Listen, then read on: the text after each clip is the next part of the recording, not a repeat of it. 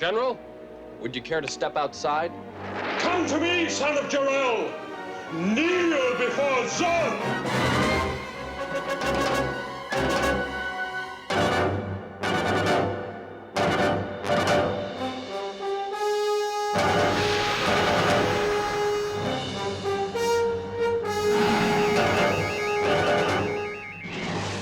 Who's he gonna fight? Bring the villains back. You know, the guys who were left by his father in the Phantom Zone. Somehow you crack the zone and they come. Yeah, but you still have him having the same powers, so there's yeah, but no there's fight. 3 against 1. Yeah. They have the same powers exactly on Earth because of the molecular structure. They have exactly the same power. That's true. I mean, that's exciting. So then it's a real challenge. I was here in Los Angeles. I went to a Christmas party. And so Army Archer, the variety columnist, was there. And we started chatting, and he said, so I hear there was tension between you and Donner. And I said, yeah, there was, it's true. But, you know, the result is there. The man made a great movie, and so I'm looking forward to finishing Superman 2 with him. Army called Donner and says, oh, so I spoke with Pierre Spengler, and apparently now all is forgotten, and you're going to go do Superman 2 together. To which Donner said, well, if he's on it, I'm not. And that was published, actually. You can look in the Variety. If you look around the end of the year of '78, that's where it was. It created the atmosphere and the tension for us, and by us I mean the Salkins and I, and the Salkins are very loyal people, had been there from the outset, and if the gentleman didn't want to work with me, then we had to find someone to replace the gentleman. I said, we gotta take another director. And it was an incredibly difficult, crazy decision.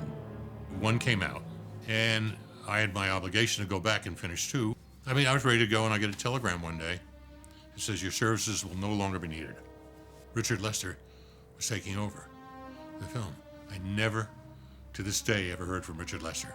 I was so pissed off, you can't believe it, because I was ready to go back, obviously not asking for any more money. I'd been paid. And I wanted to go back, and Tom and I wanted to go back. And Tom and I had in our minds the completion of 2. We had a great idea for if 2 went well, we could do 3, and if we did anything, we could do 4. But as I say, they chose to send me this telegram. I was ready to get on an airplane and kill because they were taking my baby away from me. But it's showbiz, and I managed to get through it. Obviously, 2 had to be finished, and Terry Semel came to me and said, Lester would like me to finish 2, could I go over and work with him? And I said, I can't do that. I said, Dick Donner is my friend. Dick Donner brought me on this project. They fired Dick, and I can't do it. So they fired Donner, which was just such a horrifying thing to do that even now, 30 years later, I find it shocking. It was a horrifying thing to do. And you can't put Richard Lester's name on as director because the director has to have directed more than half of the movie, and you can't just shoot your old scenes. You have to have different scenes. So they hastily rewrote a lot of scenes with Chris and I and threw out this Superman 2 that we'd worked with such love. I was really eager to get back and do 2 and finish it. I was real disappointed that Donner wasn't there. And I thought maybe it was a lark, that they had to be joking that he really, because the stories were there when we were doing 1 and 2 together before 1 was released. I mean, Lester was there and walking around, and the rumors had started. I even made a statement one time to Salk, well, if Donner doesn't come back, I'm not coming back. How can you take away the father of a family, with Dick Donner, you find things. There's a family to it. Richard Lester came in. There was nothing close to a family atmosphere. There was nothing close to finding out what works and what doesn't work. You'd come in, he told you to stand on that mark over there and say blue, and then go walk over there and say red. Right, line it up for David. I don't think it needs to be, I think that was too fast. I don't know, I had an awful feeling that it was a little quick for the size. It belied the size of the bus. Nobody disliked Richard Lester. I mean, Richard Lester's like a wonderful director, but the point was that Richard Lester came in to do a very complicated gig. He knew we were all in love with Richard Donner. The Salkins had chosen him because they knew that he was an economic director who could bring things in on budget. So I would imagine he had a shot list of essentials of what the producers needed to finish this bloody movie. I found working with him an absolute joy. I mean, he's a very amenable, funny man. He didn't pressurize one into using everything which had been used in one. Well, I really wish you could hear me. Because I need you. Father! The economics were such as to say, well, do we really need Brando in this? Because he was extremely, extremely expensive. And we then said, well, economically, that doesn't quite make sense. So what do we do? I believe it's Ilya. Said, well, if it's not the father, it's the mother. and we had Susanna York, who had appeared in the first movie, was very happy to reappear in the second. It even made sense dramatically. You know, very often I've been introduced to younger children, you know, this is Superman's mum. And it's great. It's lovely. I do feel proud to be, actually. I mean, at the time, I didn't take it particularly seriously. But afterwards, you know, when you realize what that story means and has meant over generations, and what the film reinforced, was that original essence. So to have been part of that and to be recognized as part of that is very nice. No one may leave without my permission.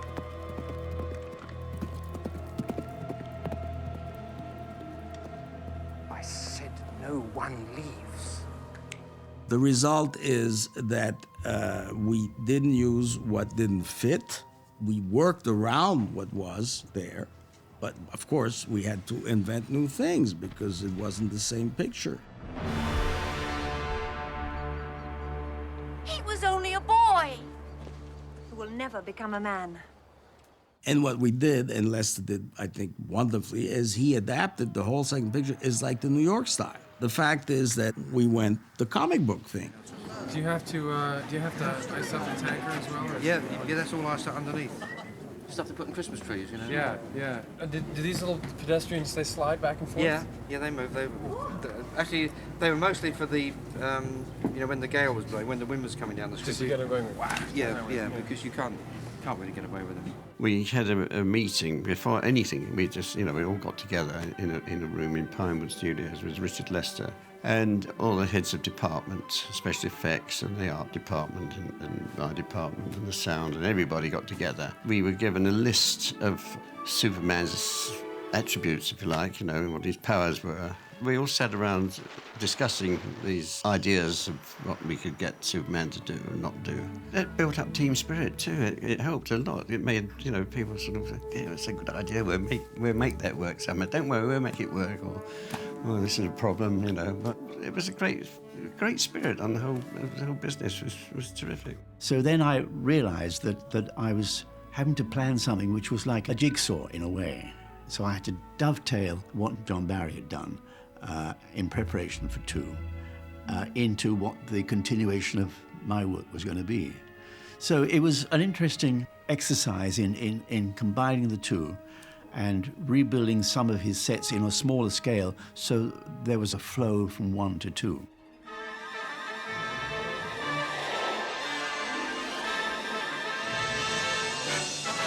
I did the first Superman film, which Richard Donner directed, and then there were 2 or 3 subsequent films that I did not write the particular score for, and I can honestly say I think it solely had to do with commitments elsewhere.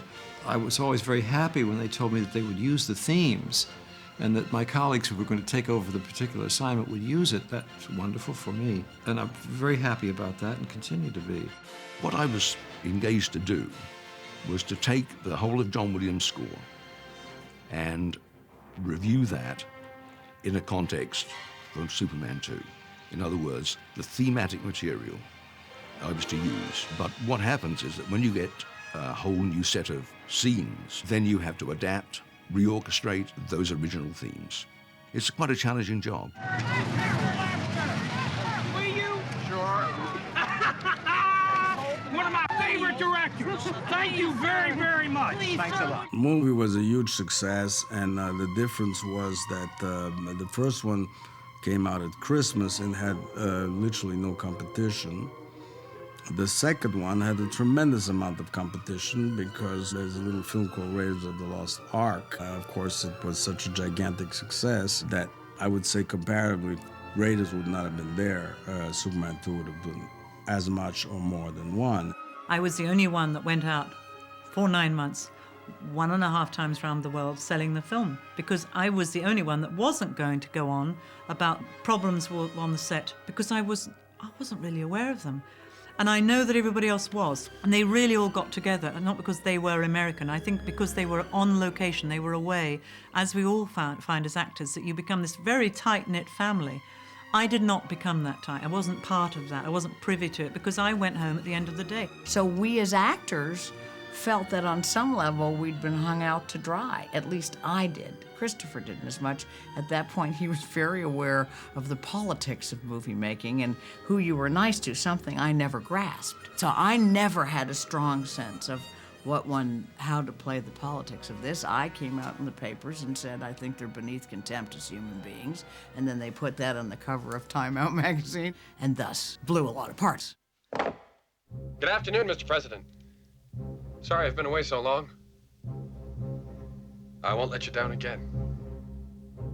Superman is definitely something I had emotional ties to. It was an extraordinary adventure. I think even from the industry history point of view, for movies of that size to be put together independently as we did, and that was the genius of Alexander Salkind, to be able to raise this kind of financing is truly amazing. And I think it's completely impossible today.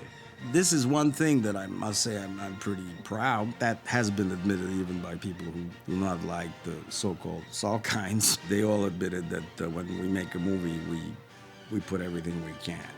All of a sudden, we recognized the movie business could be reached as a mass medium. Superman fell into that category. You realize all of a sudden the business was the business of events. I think there was an equal amount of awe and anxiety because this was a new paradigm. To spend that kind of money with those kind of independent resources against that kind of a target, pretty daring at that time.